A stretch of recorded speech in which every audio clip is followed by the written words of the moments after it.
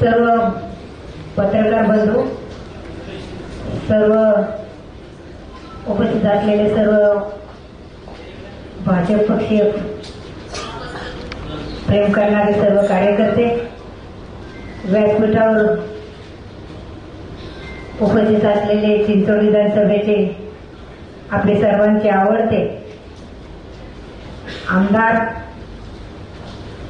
माननीय शंकरभाऊ पांडुरंग जगताप, त्याचप्रमाणे सर्व नगरसेवक, नगरसेविका, कार्यकर्ते, सर्व पक्षाचे पदाधिकारी, सर्वांचं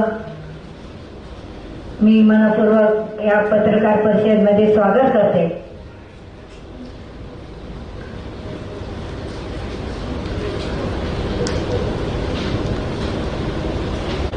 नमस्कार सर्व पत्रकार बंधू आणि भगिनींचं मी मनापासून स्वागत करतो।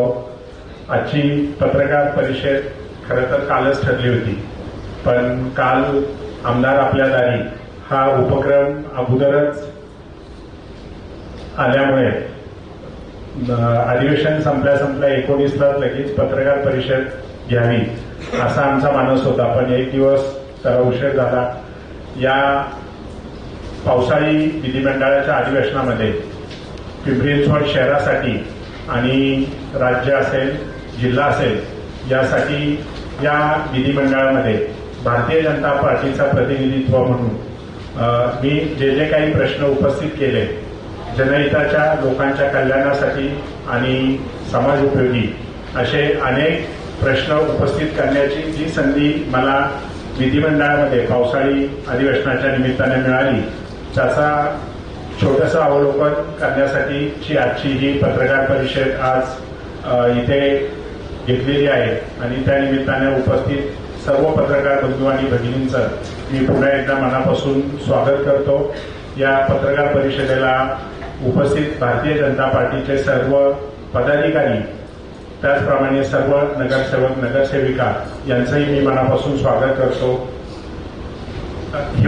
पावसाळी अधिवेशनाच्या निमित्तानं पिंपरी चिंचवड शहर असेल, चिंचवड मतदारसंघ असेल, याच्या निमित्तानं जे प्रश्न उपस्थित करायला मला संधी मिळाली, खरं तर एक कारण आत्ता आमदार झाल्यानंतर तसं पाहिलं तर हे तिसरं अधिवेशन होतं।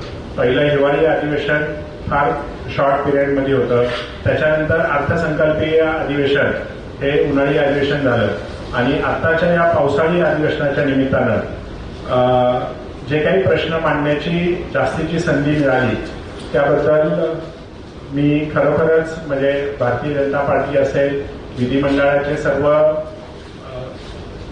जे काही अधिकारी असतील यांच्या माध्यमातून मला हे प्रश्न उपस्थित करण्याची संधी मिळाली, त्याबद्दल मी खरोखरच त्यांचं मनापासून आभार मानतो। की याच्यामध्ये टोटल मी एकूण 11 तारांकित प्रश्न विचारलेले होते, 10 लक्षवेधी सूचना मांडल्या होत्या आणि विधेयक असेल, अर्धा तासाची चर्चा असेल, या अशा वेगवेगळ्या आयुधांच्या माध्यमातून मी ज्या लक्षवेधी मांडण्याचा प्रयत्न केला त्याच्यामध्ये प्रामुख्याने जे काही आहे ते आपल्या परिसरामध्ये म्हणजे पिंपरी चिंचवड शहर असेल किंवा हिंजवडी आयटी पार्कला जाणारे रस्ते असतील त्याच्याबाबतची वाहतूक समस्या ही प्रश्न मांडला आणि त्याच्यानंतर माननीय महाराष्ट्र राज्याचे मुख्यमंत्री देवेंद्र फडणवीस साहेब, त्याचप्रमाणे उपमुख्यमंत्री अजितदादा पवार, दुसरे उपमुख्यमंत्री माननीय एकनाथजी शिंदे यांच्याकडे मागणी केल्यानंतर लगेचच त्यांनी अधिवेशनाच्या काळातच एक संयुक्त बैठक घेऊन ज्या पद्धतीनं वाहतूक कोंडीवर त्यांनी जो तोडगा काढला आणि आपण आता पाहत असाल की आणि जे प्रश्न नागरिकांनी, आयटीएल्सने जे प्रश्न उपस्थित केले होते, ज्या अडचणी सांगितल्या होत्या, मग वाहतुकीच्या बाबत असतील, त्याचप्रमाणे पाण्याची समस्या असेल, रस्त्याच्या बाबत असेल, ह्या सगळ्या सोडवण्याचा ह्या विधिमंडळाच्या द्वारे मी प्रयत्न केला आणि त्याचं प्रत्यय आपण पाहिलं तर वाकड असेल, हिंजवडी असेल, या भागातील जे काही अतिक्रमण, रस्त्यावर अतिक्रमण झाली होती त्या कारवाईला लगेचच सुरुवात झालेली आहे। त्याच्यामुळे आपण लोकांनी जे जे प्रश्न सुचवले होते, जनतेने जे प्रश्न सुचवले होते ते विधिमंडळात मांडल्यानंतर लगेचच त्याला कारवाई आणि त्याच्यावर तोडगा उपाय हे महाराष्ट्र शासनाने लगेच घेतला. त्याबद्दल मी खरोखरच पिंपरी चिंचवडकरांच्या वतीनं, संपूर्ण आयटीएनच्या वतीनं, हिंजवडीकरांच्या वतीनं मी माननीय मुख्यमंत्री देवेंद्र फडणवीस साहेब असतील, दोन्ही उपमुख्यमंत्री अजितदादा पवार आणि एकनाथजी शिंदे यांचंही मी मनापासून कौतुक करतो, अभिनंदन करतो की त्यांनी तत्परतेने लगेचच या समस्येवर तोडगा काढण्याचा लगेचच प्रयत्न केला. त्याचप्रमाणे पिंपरी चिंचवड शहरामध्ये जे काही इतर प्रश्न होते त्या प्रश्नांवरही या विधिमंडळाच्या माध्यमातून मी प्रश्न उपस्थित केले.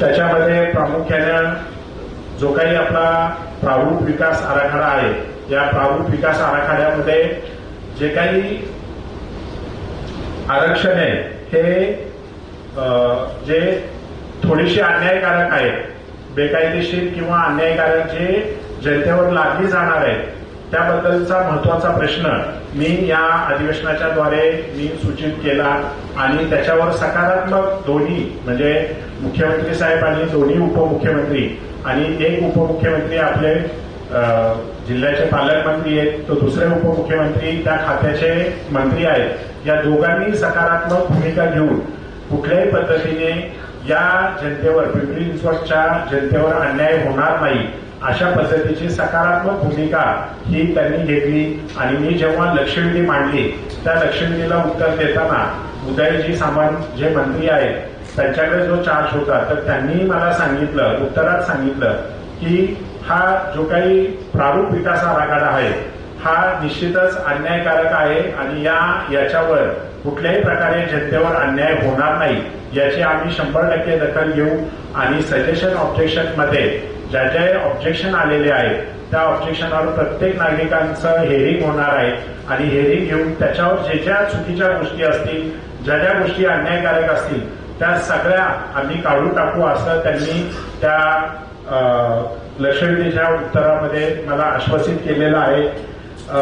त्याप्रमाणे सर्वात महत्वाचा म्हणजे माझे पत्रकार बंधू आणि भगिनींसाठीचं जे महायुतीच्या सरकारनं जे महामंडळाची आचार्य बाळकृष्ण जांभेकर यांच्या नावाने एक महामंडळाची स्थापना केलेली आहे आणि स्थापना करून त्याचं पुढे काही अजून सुरुवात झालेली नाहीये.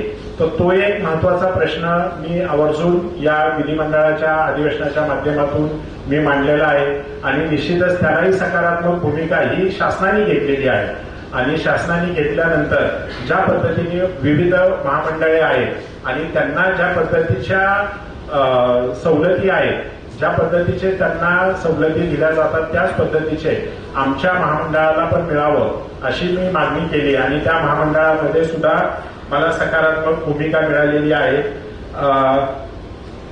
तारांकित लक्षवेधीच्या माध्यमातून मग मुळा नदी पात्रातून बेकायदेशीररित्या वाळू उपसा करणाऱ्या वाळू माफ्यांवर कडक कारवाई करावी, अन्नधान्य वितरण कार्यालयामध्ये जो काही गैरव्यवहार होतोय त्याच्याबाबतचाही प्रश्न मी उपस्थित केला. धर्मादाय रुग्णालयामध्ये सवलतींच्या योजनेच्या अंतर्गत ऑनलाईन अंमलबजावणी व्हावी यासाठीचाही प्रश्न उपस्थित केला आहे. त्याचबरोबर अन्न आणि औषध प्रशासन विभागातील रिक्त पदे भरून लवकरात लवकर काढावी जेणेकरून जे काही भेसळ आजकाल चालू आहे ती भेसळ थांबवण्यासाठी जास्तीचा प्रशासकीय कर्मचारी तिथे नियुक्त व्हावं या गोष्टींचा त्यामध्ये सहभाग आहे. बनावट पॅथॉलॉजी लॅब्सवरही कारवाई केली पाहिजे. आज आपण पाहतो की छोट्या मोठ्या आजारांवर आपल्याला जे काही तपासण्या कराव्या लागतात आणि तपासण्याच्या माध्यमातून जे काही जास्तीचं शुल्क आकारलं जातं आणि त्याचबरोबर ती पॅथॉलॉजी ही ऑथोराईज आहे की नाही, तिची नोंदणी ही वैद्यकीय विभागाकडे झाली आहे की नाही याची नोंद व्हावी, याचं अवलोकन व्हावं, मूल्यांकन व्हावं यासाठीचेही प्रश्न मी उपस्थित केलेले आहेत. त्याच्यामध्ये औचित्याच्या या मुद्द्यांवरनं स्थानिक आणि राज्य प्रश्नांवरही मी बरेचसे मुद्दे उपस्थित केले होते. त्याच्यामध्ये सर्वात महत्वाचं म्हणजे पिंपरी चिंचवड शहरामधील जे काही आमचे नागरिक राहतात, जे PMRDA असेल, MIDC असेल, अशा जागांवर गेले अनेक वर्षापासून वास्तव्यास आहेत, परंतु त्यांचे प्रॉपर्टी कार्ड किंवा सातबारा झालेला नाहीये.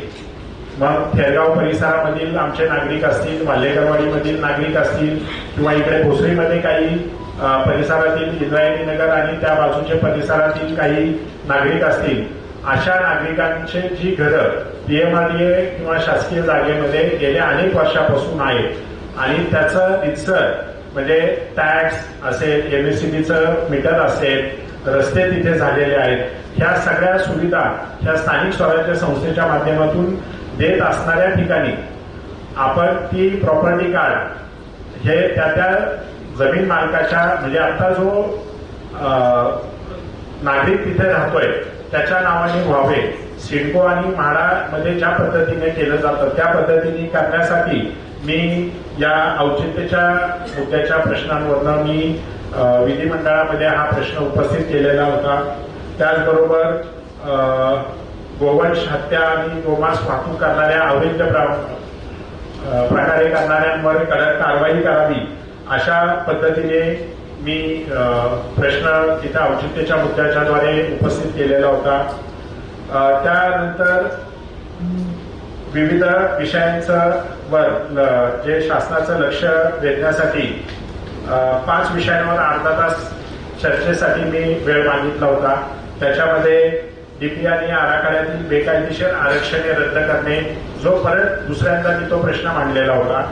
पवना मुळा इंद्रायणी नदी स्वच्छता व प्रदूषणमुक्त व्हावी याच्यासाठी जो काही आपला नदी सुधारचा आराखडा आहे तो लवकरात लवकर लागू करून आपल्या इथली जी पवनामाई असेल, इंद्रायणी असेल किंवा मुळा असेल ती स्वच्छ आणि सुंदर व्हावी आणि आपल्या शहराचं हे जे काही तिन्ही आपल्या नद्या आहेत ज्या तिन्ही नद्या स्वच्छ असावा याच्यासाठी हे मी अर्धा तास चर्चेसाठी लक्ष वेधलं होतं. त्याचप्रमाणे PMPLच्या समस्येचे निराकरण, कारण PMPLची परिस्थिती आपण पाहताय की PMPL किंबहुना जगामधले कुठलेही पब्लिक ट्रान्सपोर्ट आहेत, म्हणजे जे काही पब्लिक ट्रान्सपोर्ट आहेत, म्हणजे तुम्ही लंडनमध्ये गेलात तरी त्यांची परिस्थिती या किंवा महाराष्ट्रातील किंवा इंडियातील कुठलेही ट्रान्सपोर्ट असतील, मग ST महामंडळ असेल, PMPL असेल, हे सगळे ट्रान्सपोर्टची अवस्था ही सगळीकडे सेमच आहे. कारण त्यांना मिळणारा हा जो काही सोर्स आहे, इन्कम आहे, तो प्रत्येक ठिकाणी कमीच असतो आणि त्याच्यामुळे त्यांना ज्या अडचणी येतात त्या अडचणी राज्य शासन आणि केंद्र शासनाच्या माध्यमातून कशा दूर केल्या जातील याच्यावर मी चर्चा केली होती. मुंबई एक्सप्रेसवर हायवेवर अपघातांवर नियंत्रण येण्यासाठी आता जे काही शासनाने कडक उपाययोजना केलेल्या आहेत, मग तिथे CCTV कॅमेरे, AIचे कॅमेरे, स्पीड गन असे विविध उपक्रम राबवलेले आहेत. त्याच्या पुढेही आणखी लेन कटिंग सारख्या ज्या गोष्टी होतात आणि त्याच्यामधनं अपघात होतात आणि अपघातामध्ये बरेच लोकांचा मृत्यू होतो, हे अपघात आणि मृत्यू टाळण्यासाठीचे काही प्रश्न मी उपस्थित केले होते.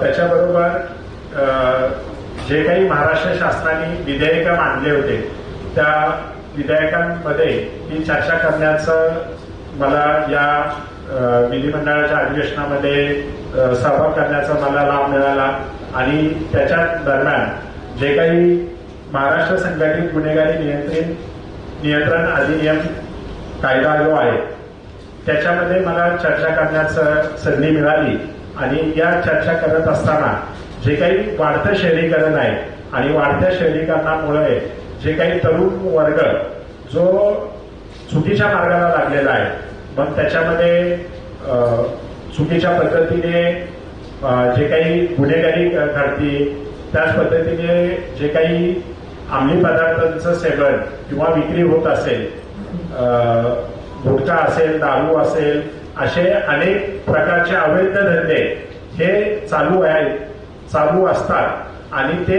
त्याच्यातूनच असंघटित गुन्हेगारी ही निर्माण होती. मग आपण जर पाहिलं तर महाराष्ट्रामध्ये पुणे परिसर हा कोयता गँगसाठी प्रसिद्ध आहे आणि ह्या अशा कोयता गँगला आपण असंघटित गुन्हेगारीमध्ये आणावं आणि त्यांनाही मोकोका लावावा, जेणेकरून पुढे ते मोठे गुन्हेगार होऊ नये. अशा पद्धतीने या विधेयकाच्या माध्यमातून संघटित गुन्हेगारी नियंत्रण अधिनियम सुधारणा हे विधेयक जे आलं, या विधेयकाच्या माध्यमातून मला चर्चा करण्याचा, तिथे सहभागी होण्याचा मला लाभ मिळाला किंवा मी तिथे सहभागी होऊ शकलो. त्यानंतर झोपडपट्टी पुनर्विकास विधेयक हे 2025 आणलं, जे फक्त मुंबई पुरतंच मर्यादित त्यांनी आणलं होतं.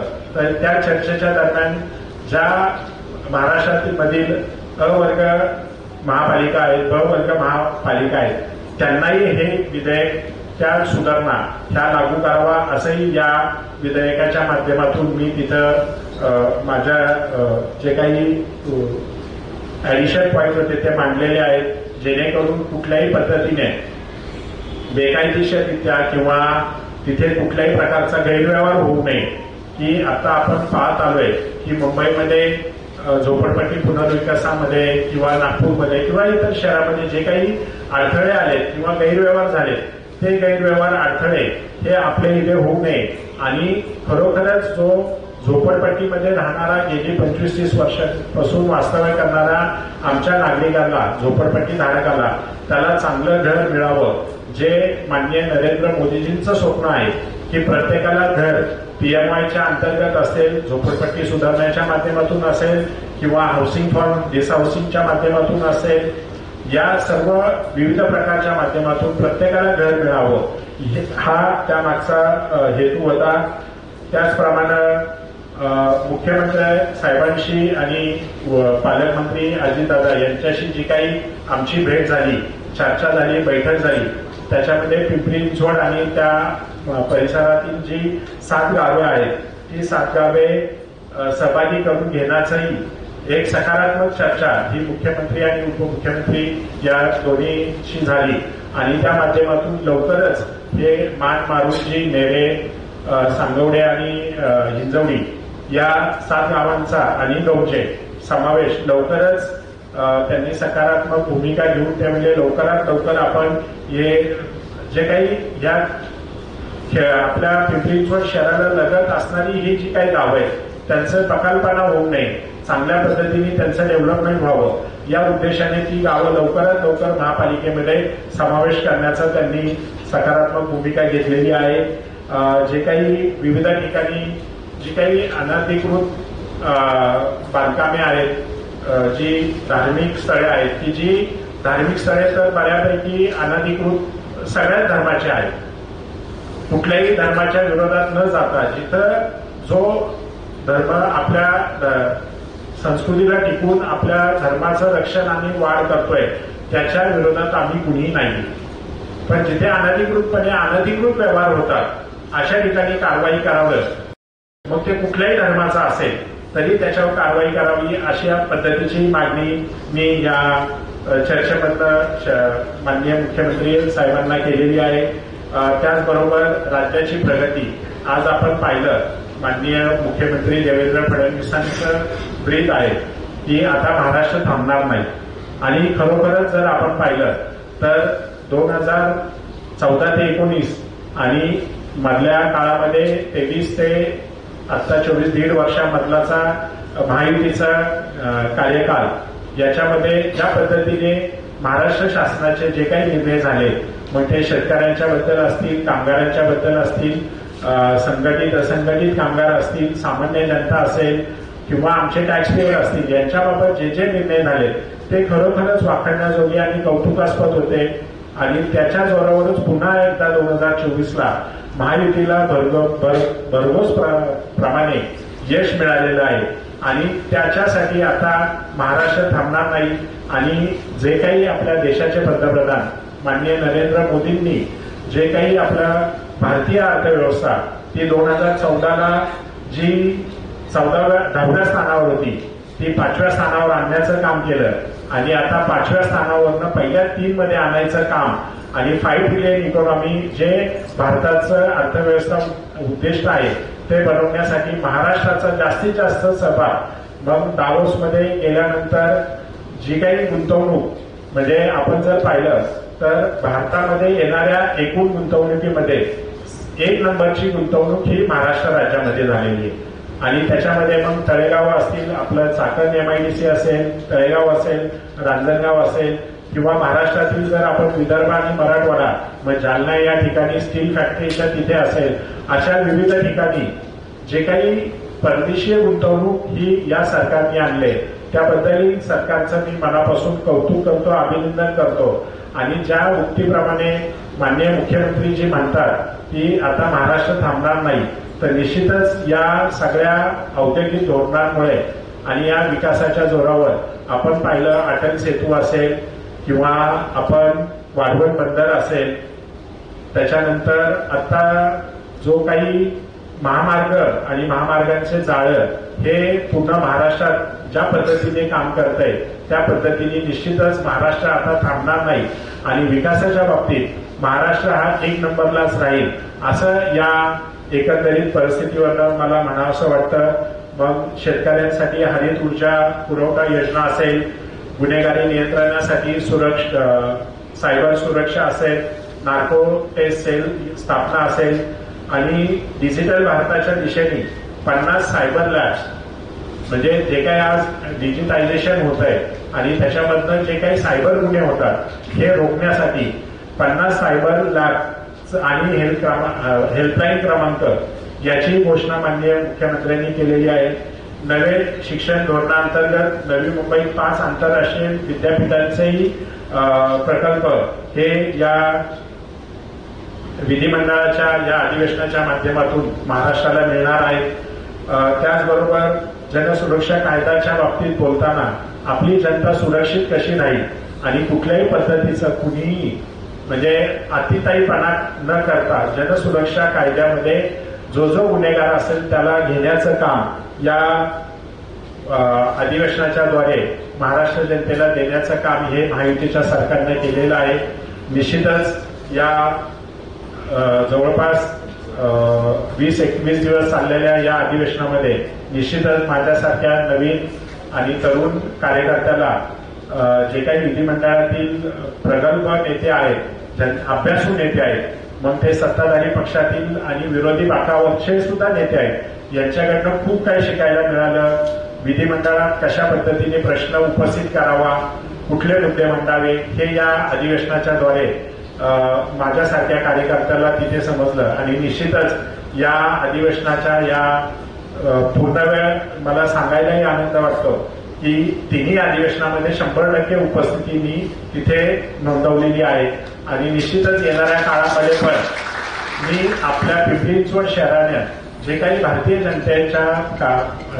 जनता पार्टीच्या कार्यकर्त्यांवर जे प्रेम केलंय आणि जो विश्वास ठेवलेला आहे तो विश्वास सार्थ करण्याचं काम या पुढील काळामध्येही मी एक भारतीय जनता पार्टीचा कार्यकर्ता आणि आपण सर्व जनतेने निवडून दिलेला एक सामान्य नागरिक म्हणून, एक कार्यकर्ता म्हणून मी या पुढील काळामध्ये या आपल्या सर्वांच्या ज्या काही अडचणी असतील, प्रश्न असतील त्या पुढील काळात शासन दरबारी मांडण्याचा मी प्रयत्न करेल आणि तो सोडवण्याचा प्रयत्न करेल.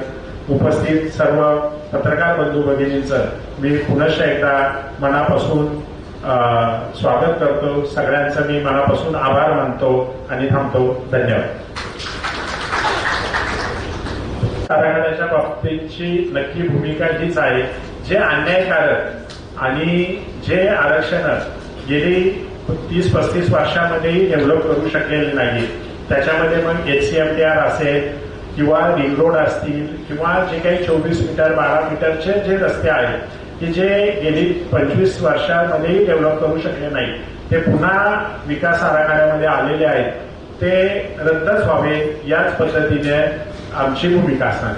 सर यात एक आमदार संपूर्ण विकास आराखडा रद्द करावा म्हणून मागणी करतात की अशा पद्धतीने जे थोडंसं सामंजस्य निश्चितच होईल. कारण आताशी सजेशन ऑब्जेक्शन झालंय, सजेशन ऑब्जेक्शन नंतर ज्या काही हिअरिंग्स होतील आणि हिअरिंगच्या अंतर्गत आम्ही भारतीय जनता पार्टी म्हणून सर्वजण एकमत असेल की कुठल्याही प्रकारे अन्याय होणार नाही आणि जर जास्त प्रमाणे जर अन्याय होत असेल तर निश्चितच याला स्थगिती मिळावी किंवा कॅन्सल व्हावा असाच आमचा सूर असणार. 50,000 हरकती आल्या याचा अर्थ काय घ्यायचा? 50,000 हरकती आल्यात याचा अर्थ लोकसंख्या पण वाढलेली आहे. दुसरी बाजू जर आपण पाहिली तर एवढ्या हरकती यायला नाही पाहिजे. दोन्ही बाजू आहेत. सर, याच प्रश्नाला धरून प्रश्न असा आहे की थेरगावमध्ये जास्तीत जास्त डीपीमध्ये बाधित लोक होणार आहे. थेरगावमध्ये मला वाटतं शहरातली सगळ्यात जास्त आंदोलन झाले असतील. थेरगाव बंद झालंय, थेरगावमध्ये मोर्चे झाले. आजही थेरगावमध्ये साखळी उपोषण चालू आहे आणि लोकांचं म्हणणं आहे की आता सुना घरी आल्यात, लग्न झालेत मुलांची, आता आमच्याकडे ज्या प्रॉपर्टी आहेत, आता आमच्याकडे ते प्रॉपर्टी कार्ड नाही, मग आता वरती घर बांधायचं का नाही, काय प्रश्न आहे, त्यांना काय शाश्वती का? तोच प्रश्न मी विधिमंडळामध्ये मांडलेला आहे. ज्या पद्धतीने इतर ठिकाणी म्हणजे सिडको असेल किंवा म्हाडा असेल अशा ठिकाणी ज्या पद्धतीने त्या जागेवर ज्या आमच्या नागरिकांनी घरं बांधलेली आहेत आणि त्यांना त्यांचं हस्तांतर करून प्रॉपर्टी कार्ड किंवा सातबारा करून दिलाय, त्याच पद्धतीने इथेही पिंपरी चिंचवड महानगरपालिकेच्या हद्दीतही करावं अशा प्रकारची मी मागणी विधिमंडळात केलेली आहे आणि निश्चितच त्याला आम्हाला यश मिळणार आहे. त्यामुळे कुठल्याही नागरिकांनी ह्याला टेन्शन न घेता हा प्रश्न लवकरात लवकर ज्या पद्धतीने महायुतीच्या सरकारने जो काही गुंठेवारीचा कायदा आम्ही आणला, गुंठेवारी कायद्याच्या द्वारे आम्ही जी अनधिकृत बांधकामं होती ती अधिकृत करण्याचं काम हे महायुतीच्याच सरकारने केलं. त्याच्यामुळे हेही काम महायुतीचं सरकारच करणार आहे. डीपी बद्दल ह्याच्यामध्ये अधिवेशनामध्ये लक्षवेधी मांडली, परंतु शुक्रवारी रात्री 10 वाजेपर्यंत नगर रचना कार्यालयामध्ये शहरातील नामवंत बिल्डर असतील, राजकारणी मंडळी होती, बसून होती. आता नेमकं ते प्रश्न कुठले सोडवणार आहेत, तर ते डीपीसाठी लढत होते का कशासाठी होती याबाबत आपल्याला काही कल्पना आहे का? तुम्ही तर लक्षवेधी मांडली, पण त्यांनी इथंच लढत होते गायकवाड साहेबांकडे. नेमकं काय ते कोणत्या प्रश्नासाठी काय कल्पना यायची? नाही, मला ह्याच्याबाबत काही कल्पना नाहीये आणि माहिती मिळाली की मी नक्कीच सांगेन. सकाळच्या राजूने घ्यायला प्रश्न आहे की अनेक तिथं हरकती घेण्यासाठी शहरातून अनेक कार्यकर्ते येत होते, खूप चिडलेले होते.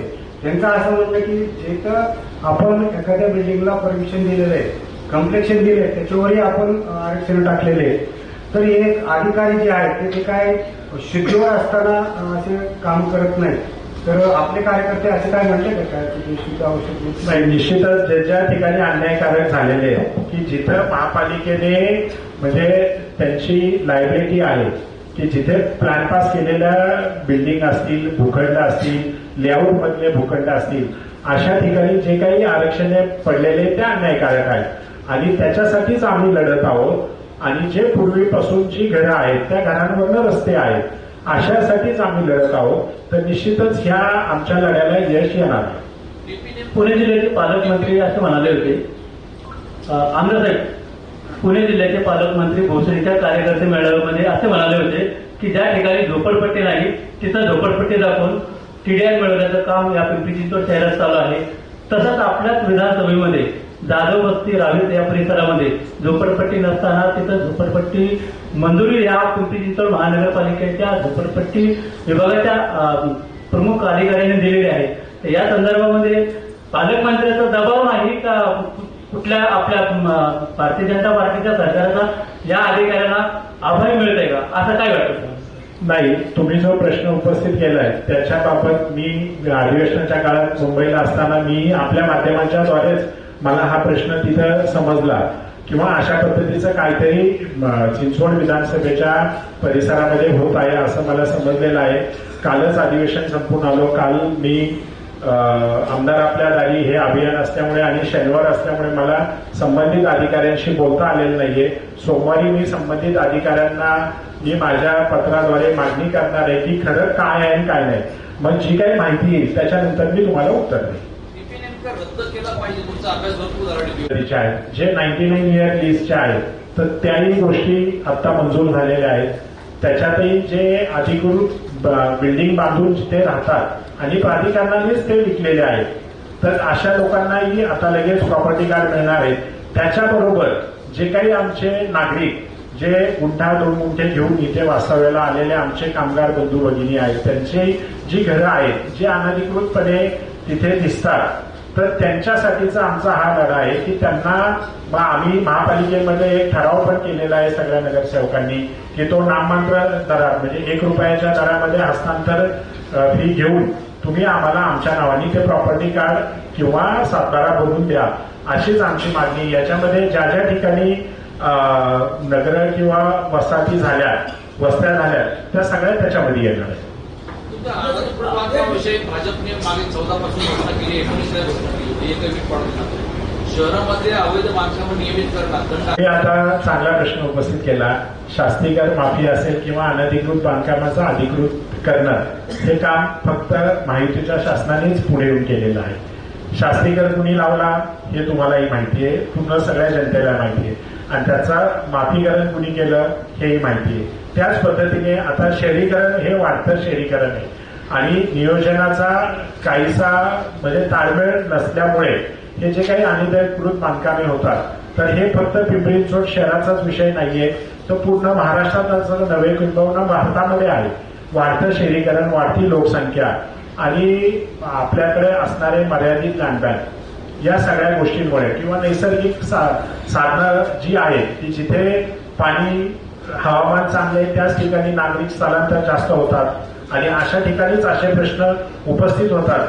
यासाठीच तर मग आपले महाराष्ट्राचे मुख्यमंत्री आणि माननीय मोदीजी हे जे काही धोरण आखतात आहेत की सगळीकडे समान विकास झाला पाहिजे, याच्यासाठी मग विदर्भ असेल, मराठवाडा असेल या ठिकाणी नवीन इंडस्ट्री तयार करणं की जेणेकरून स्थलांतरांचं प्रमाण कमी होईल आणि नागरिकांना आपल्या गावीच जे हाताला रोजगार मिळेल त्यांना तिथे उद्योगधंदे चालू करता येईल, अशा पद्धतीचा हा नियोजनबद्ध कार्यक्रम हा चालू केलेला आहे. आपण पाहिलं की जवळपास आता अमृत महोत्सव आपण स्वातंत्र्याचा साजरा केला आणि अमृत महोत्सवाच्या काळामध्ये 90च्या दशकानंतर जी काही लोकसंख्या वाढ झाली आणि शहरीकरणाचं वाढ झालेली आहे, याचा समतोल साधण्याचा प्रशासन, शासन आणि नागरिक याच्यामध्ये चालू आहे. निश्चितच येणाऱ्या या 4-5 वर्षामध्ये याच्यावर मोठा तोडगा निघेल.